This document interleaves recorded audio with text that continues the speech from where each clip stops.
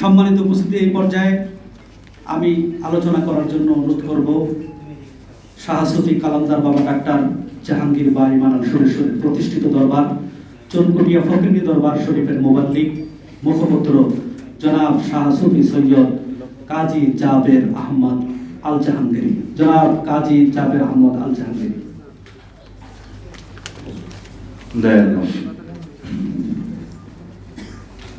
या हय्युल कय्युम कुद्दूस सिर्रुल अजीज या गौसुल आजम गौसे पाक बालिंदा रब्बिहिम यरज़कून या मौला बाबा জাহাঙ্গীর বা ইমানাল সুরেশ্বরী ওয়াফিয়ান আমাকে সাহায্য করুন, আমাকে সাহায্য করুন, আমাকে সাহায্য করুন।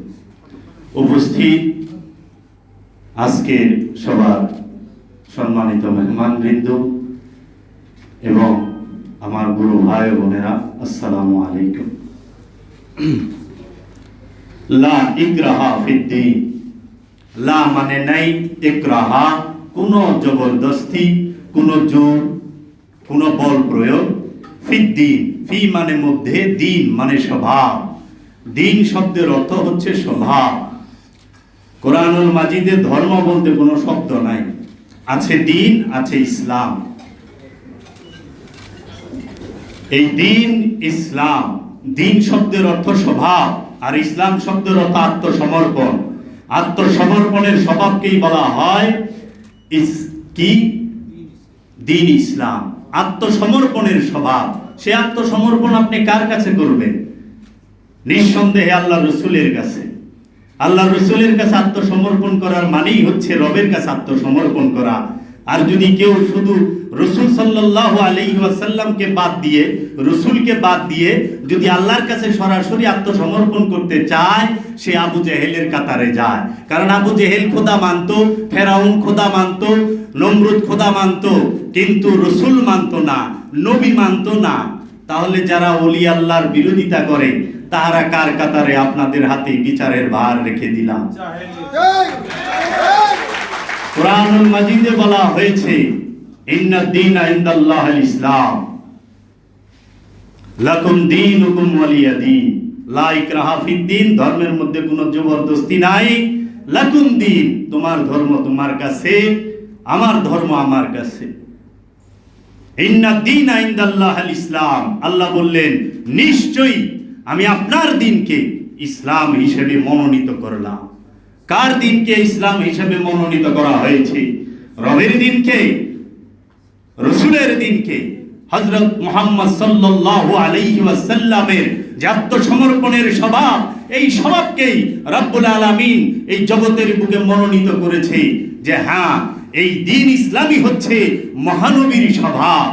এই মহানবীর স্বভাবে যারা স্বভাবান্বিত না, তারা নিজেরে অনেক বড় মুসলমান দাবি করে, অনেক বড় মুসলমান দাবি করে। কোরআন বলতেছে আল ইয়াউমা আকমালতু লাকুম দীনাকুম ওয়া আতমামতু আলাইকুম নি'মাতি ওয়া রাদিতুল ইসলাম দীনা, আজকে আমি আপনার দিনকে পরিপূর্ণ করে দিলাম, পরিপূর্ণ করে দিলাম এবং এই নিয়ামতকেও পরিপূর্ণ করে দিলাম। প্রশ্ন থাকে, এই নিয়ামত কি বুঝতে পারছেন? আজ পর্যন্ত যারা ধর্মের কান্ডারি সেজে বয়ে রয়েছেন, মনে হয় আপনারাই ধর্মের স্লো এজেন্ডা হয়ে বয়ে রয়েছেন, আপনাকে হাতে পুরা দায়িত্ব দিয়ে দিছে খোদা। না, সূরা কাহাফে হযরত মূসা আলাইহিস সালাতু ওয়াস সালাম যখন হযরত খিজির আলাইহিস সালাতু ওয়াস সালামের কাছে গেলেন যে আমি আপনার কাছে রহস্যের জ্ঞান, যেই জ্ঞানে আপনি সর্বশ্রেষ্ঠ জ্ঞানী, রব্বুল আলামিন বলছে সেই জ্ঞান অর্জন করতে চাই, তখন বললেন হযরত খিজির আলাইহিস সালাতু ওয়াস সালাম যে আপনি ধৈর্য ধারণ করতে পারবেন না। কি সাংঘাতিক কথা! কাকে বলতেছে? নবীকে, রাসূলকে। মূসা আলাইহিস সালাতু ওয়াস সালাম নবী, মূসা আলাইহিস সালাতু ওয়াস সালাম রাসূল। আল্লাহর নবীকে, আল্লাহর রাসূলকে আল্লাহর আব্দুহু, যে স্বয়ং মুহাম্মদ সাল্লাল্লাহু আলাইহি ওয়াসাল্লাম। বাবা জাহাঙ্গীর বলেছে যিনি খিজির তিনি মুহাম্মদ, যিনি মুহাম্মদ তিনি খিজির। সেই সরকারে দো আলম বলতেছে আপনি ধৈর্য ধারণ করতে পারবেন না।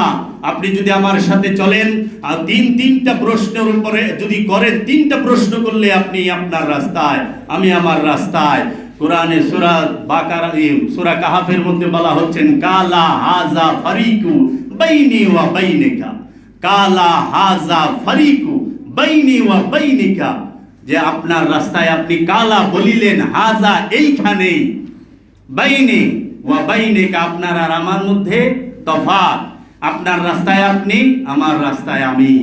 তাহলে কি গণতান্ত্রিক সবচেয়ে সুন্দর বাণী, গণতন্ত্রের বাণী, আপনার রাস্তায় আপনি, আমার রাস্তায় আপনি। আপনি যেটা পছন্দ করেন আপনি নিয়ে থাকেন, আমি যেটা পছন্দ করি আমি নিয়ে থাকি। আপনি কেন আমার উপরে বল প্রয়োগ করতে আসেন? বলা হচ্ছে রাসূল সাল্লাল্লাহু আলাইহি ওয়াসাল্লামের হাদিসে, লা ইফতা আলাল আশিকিন, আশিকিনের উপরে কোনো ফতোয়া নাই। লা ইফতা আলাল আশিকিন, আশিকের উপরে কোনো ফতোয়া নাই। তাহলে যেই ব্যক্তির উপর আঘাত করা হয়েছে সে তো একজন আল্লাহর ওলির আশিক, আল্লাহর ওলির আশিক। আশিকের উপরে কেন আঘাত আসবে? প্রেমিকের উপরে কেন আঘাত আসবে? মহানবী সাল্লাল্লাহু আলাইহি ওয়াসাল্লামের সম্পর্কে এই সালাফি ওয়াহাবি মতবাদের লোকজন কি অকথ্য ভাষা বলছে না? কে তার বিরুদ্ধে ব্যবস্থা নিচ্ছে আমরা তো দেখতেছি। কিন্তু ফকিরেরা, বাউলেরা যদি কিছু কয় তাকে খুব লেগে যায়। কেন? বাবা জাহাঙ্গীর বলতেছেন সুফিবাদ। এটা কি? সুফিবাদটা কি? সুফি কি সেটাকে জানতে হবে। যে নিজে আত্মপরিচয় পেয়েছে, নিজের পরিচয় যে জানে সে সুফি, তাকে সুফি বলা হয়। যার আত্মপরিচয় হয়েছে। সুফিবাদী হচ্ছে আত্মদর্শন, কোরআন হচ্ছে আত্মদর্শন, কোরআন আত্মদর্শন। কিন্তু যারা মতলববাজ তারা কয় জীবন বিধান, কারণ বিধানের আইনে ফালায়া মায়ের গুতা দিতে সুবিধা হয়, এর লিগা কয়। কিন্তু কোরআন হচ্ছে জীবন দর্শন, আত্মদর্শন। কোরআনুল মাজিদ আত্মদর্শন, আত্মপরিচয় শেখায়। তো সেই আত্মপরিচয় কোথায়? সুফিবাদের মূল কেন্দ্র কোথায়? আপন দেহ মন। আপন দেহ এবং মন হচ্ছে মারেফতের মূল কেন্দ্র ভূমি। মারেফতের মূল কেন্দ্র ভূমিটাই হচ্ছে আপন দেহ এবং মন। সুফি সব সময় তার দেহ মনকে নিয়ে গবেষণা করে, মুরাকাবা করে, মুশাহেদা করে। এখন সেই মুরাকাবা মুশাহেদার শিক্ষা নাই, সারাক্ষণ কান পাইতে থাকেন কে কি কইল, কে কি কইল, তারে ধরো। এটা কোন ধরনের কথাবার্তা? আগে সুফি হন, তারপরে বুঝবেন সুফি কি। কারণ ধর্মের একমাত্র মূল উপদেশ, বাবা জাহাঙ্গীর বলতেছেন, সকল ধর্মের একমাত্র মূল উপদেশই হচ্ছে আপন নফসের সাথে খান্নাস রূপী শয়তান মিশে আছে। সেই খান্নাস রূপী শয়তান হতে মুক্তি নেওয়া হচ্ছে সকল ধর্মের একমাত্র মূল উপদেশ।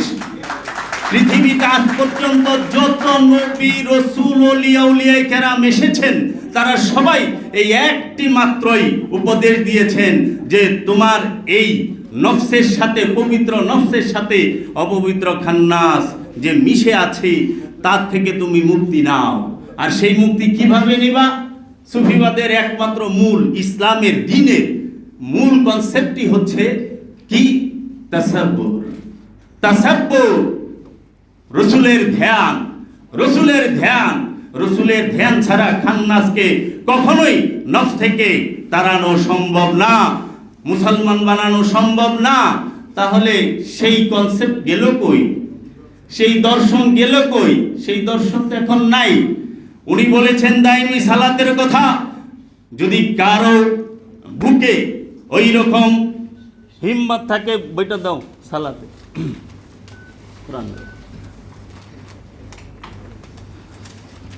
এই যে বাবা জাহাঙ্গীরের লিখিত কোরআনুল মাজিদে নামাজের কথা ৮২ বার, এই বইয়ে সালাতের মধ্যে ৮২ বার, নামাজ কোরআনের মধ্যে সালাতের কথা ৮২ বার উল্লেখ করা হয়েছে। এই ৮২ বার সালাতের কথা প্রতিটা আয়াত দেওয়া আছে। কোন সূরায়, কোন আয়াতে, সম্পূর্ণ সমস্ত কিছু। আপনারা যদি দাইমি সালাতের বিরুদ্ধে, আমাকে একটু পানি দাও, দাইমি সালাতের বিরুদ্ধে এত কথা বলেন, উনি তো বলছে দাইমি সালাতের কথা। দাইমি সালাত এইটা একমাত্র দ্বীনের মূল বিষয়। দাইমি সালাতকে এই উমাইয়া আব্বাসিয়া রাজবংশ চক্রান্ত করে তারা মাটি চাপা দিয়েছে, ধামা চাপা দিয়েছে এবং অনুষ্ঠানকে চালু করেছে। অনুষ্ঠানকে কেউ অস্বীকার করে নাই। সুফিরা অনুষ্ঠান অস্বীকার করে? কখনো না। সুফিরা কখনো আনুষ্ঠানিকতা অস্বীকার করে না, সুফিরা আনুষ্ঠানিকতা করে। কিন্তু সুফিরা বলে কি, বাবা জাহাঙ্গীর বলেছে, আমি অনুষ্ঠানের বিরোধী নই, কিন্তু অনুষ্ঠানের মধ্যে সত্য থাকে বিন্দু পরিমাণ, বিন্দু পরিমাণ, অনু পরিমাণ সত্য থাকে। আর সত্যকে চেনার মাধ্যমই হচ্ছে অনুষ্ঠান। অনুষ্ঠান ছাড়া সত্য চেনা যায় না, কিন্তু মূল সত্যটা তুলে ধরতে হবে।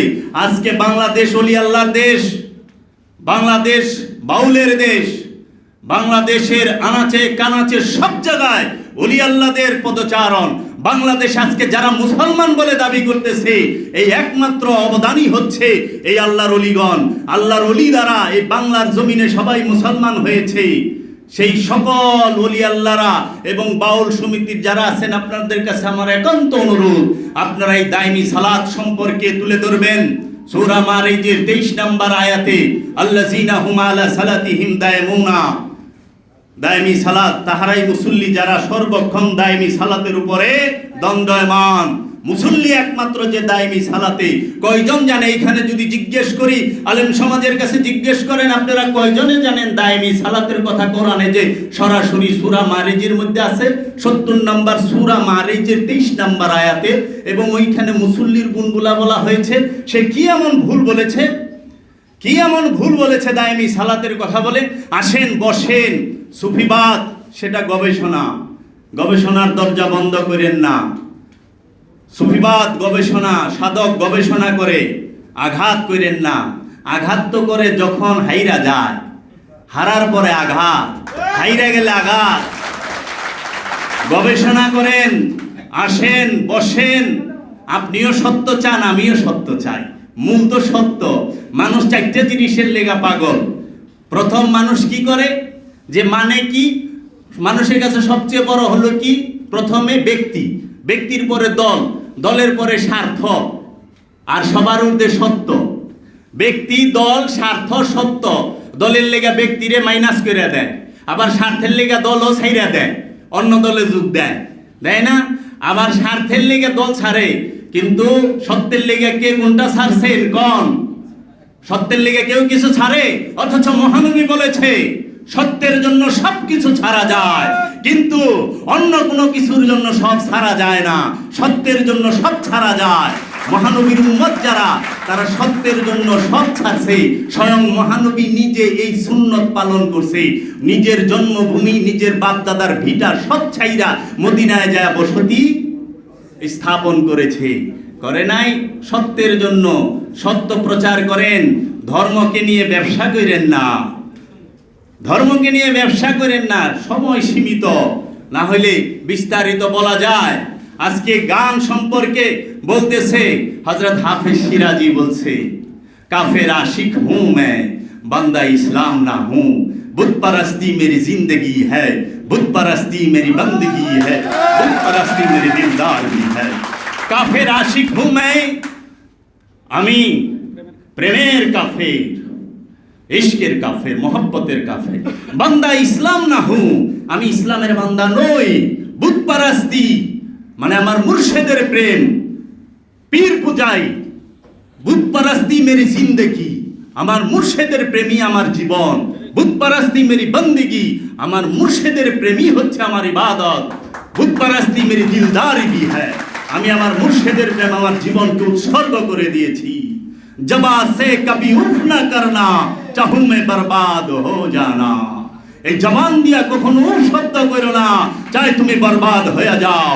কি আঘাত করবা? আজকে এই দেহকে বাঁধতে পারবা, আঘাত করতে পারবা, আবার এই পবিত্র নফসকে কিভাবে আঘাত করবা? কারবালায় তো ইমাম হুসাইন আলাইহিস সালাতু ওয়াস সালামকে দেহে আঘাত করছেন। ইমাম হুসাইন আলাইহিস সালাতু ওয়াস সালামকে টাচ করতে পারছেন? রাজার রাজা ইমাম হুসাইন, শাহ হস্তে হুসাইন, বাদশাহ হস্তে হুসাইন, দিন হস্তে হুসাইন, दीन बना हस्त हुसैन, सरदाद नदाद दस्त दर दस्त यजीद, हक्का के बिनाए ला इलाहा हस्त हुसैन। ইমাম হুসাইন আলাইহিস সালাতু ওয়াস সালাম কোন রাজত্বের রাজা হয় নাই, কোন দেশের রাজা হয় নাই, কোন সিংহাসনের রাজা হয় নাই। ইমাম হুসাইন আলাইহিস সালাতু ওয়াস সালাম হয়েছে সমগ্র মানব জাতির হৃদয়ের রাজা। মানবের হৃদয়ের রাজা হয়েছে। দেশের রাজার থেকে, রাজ্যের রাজার থেকে হৃদয়ের রাজা অনেক বড়। আমার হৃদয়ের মাওলা হচ্ছে মাওলা আলী, আমার হৃদয়ের রাজা হচ্ছে ইমাম হুসাইন আলাইহিস সালাতু ওয়াস সালাম। আপনারা যদি এই যে আমার বাবা যান ডাক্তার কালান্দার বাবা জাহাঙ্গীর বাই মানাল সুরেশ্বরীর শব্দে শব্দে হুবহু কুরআনুল মাজিদের অনুবাদ পরে ২৮টি কিতাব লিখেছে সুফিবাদের উপরে, পরে দেখেন আবু জেহেল হইল বুকের মধ্যে কম্পন সৃষ্টি করবে। আর যদি কম্পন সৃষ্টি করে না, বুঝতে হবে 100% আবু জাহেল। কারণ কোরআন বলছে ওয়ায়ুরিদুনা ইউফারিকু বাইনাল্লাহি ওয়া রাসূলি উলাইকা হুমুল কাফিরুনা হাক্কা। যাহারা আল্লাহ এবং রাসূলকে ওয়া এবং ইউরিদুনা, যাহারা এরাদা করে, ইচ্ছা করে, মনে মনে চিন্তা করে, আইয়ুফারিকু ভাগ করে, তফাত করে, বাইনাল্লাহি আল্লাহর মধ্যে, বাইনা মানে মধ্যে, আল্লাহ আল্লাহর মধ্যে, ওয়া রাসূলি রাসূলের মধ্যে, উলাইকা হুমুল কাফিরুনা হাক্কা, তারাই হচ্ছে 100% কাফির। বাবা লালন সাইজি বলতেছেন, যিনি মুর্শিদ তিনি রাসূল, হাতে নাই কোনো ভুল, খোদাও সে হয়, ইহা লালনে না কয়, কোরআনে কয়, কোরআনে কয়, কোরআনে কয়। এই যে সূরা নিসার 150, 51, 52 আয়াত খুলেন না, কোরআন গবেষণা করবেন। আমি শেষে এইটুক বলে দেব যে আপনি কোন কোরআনের তাফসীর পড়ছেন। এইখানে 73টা ফেরকা ইসলাম ধর্মের মধ্যে কোন তাফসীর পড়ছেন? আপনি কি জানেন সুন্নি তাফসীর কোনটা, আহলে সুন্নাত ওয়াল জামাতের তাফসীরের নাম কি? আপনি তাফসীর পড়ে আইছেন ইবনে কাসির। এখন ফকিরগত খারাপই লাগবে, কারণ তো ইবনে কাসির হচ্ছে, তাফসীরে ইবনে কাসির হচ্ছে ওহাবি মতবাদের। ওহাবি মতবাদের তাফসীরের নাম তাফসীর ইবনে কাসির। শিয়া মতবাদের তাফসীরের নাম কি? আল মিজান, শিয়া সম্প্রদায়। আচ্ছা, দেওবন্দি মতবাদের তাফসীরের নাম কি? বাইনুল কোরআন। আহলে সুন্নাত ওয়াল জামাতের তাফসীরের নাম কি? সেটার নাম মঈনুদ্দিন আহমদ নঈমি, তাফসীরে নঈমি। বিশ্বের সর্বশ্রেষ্ঠ আহলে সুন্নাত ওয়াল জামাতের কোরআনের তাফসীর এবং ব্যাখ্যার নাম হচ্ছে কোরআনুল মাজিদ, হুবহু শব্দে শব্দে অনুবাদ ডাক্তার কালান্দার বাবা জাহাঙ্গীর বাই মানাল সুরেশ্বরী। এই 5টি তাফসীর একখানে নেন, নিয়ে পড়েন, তখন বুঝতে পারবেন, আপনার কাছেই ধরা দিব আপনি কোথায় আছেন। আপনি কোথায় আছেন? ফকিরের গায়ে হাত দিবেন, আগে ফকির সম্পর্কে জানেন, জ্ঞান রাখেন, তারপরে সাধু ধৈর্যশীল। সাধু ধৈর্যশীল আল্লাহ বলছে ইয়া আইয়ুহাল্লাযীনা আমানু বিসসবরি ওয়াস সালাত। যদি তুমি ইমানদার হও, সবুরের সাথে এবং সালাতের সাথে আমার সাহায্য চাও। তাহলে আজকে সবুর আর সালাত আপনাকে তো একটা কথা কইছে, উনি ওনার আবেগটা, উনি ওনার মনের ভাবটা প্রকাশ করছে, যাই মাধ্যম শুরু করলেন, আপনি আবার কেমন ইসলাম। তো যাই হোক, বলার অনেক কিছু ছিল, কিন্তু শেষে এইটাই আমরা অনুরোধ করব, আমাদের এই যে সুফি ঘরানার সন্তান মঈন ভাই, মঈন আহমেদ টিপু ভাইয়ের উপরে যে বর্বরচিত হামলা এবং আঘাত এসেছে, আমরা সেই থানার ভারপ্রাপ্ত কর্মকর্তার সুষ্ঠু তদন্ত দাবি করি এবং বিচার দাবি করি। তাকে যেন সঠিক বিচারটি মঈন ভাইকে দেওয়া হয়, সে যেন ন্যায় বিচার পায় এবং তাকে মামলা থেকে অব্যাহতি দেওয়া হয়। সবাই আমার জন্য দোয়া করবেন। আসসালামু আলাইকুম ওয়া রাহমাতুল্লাহ।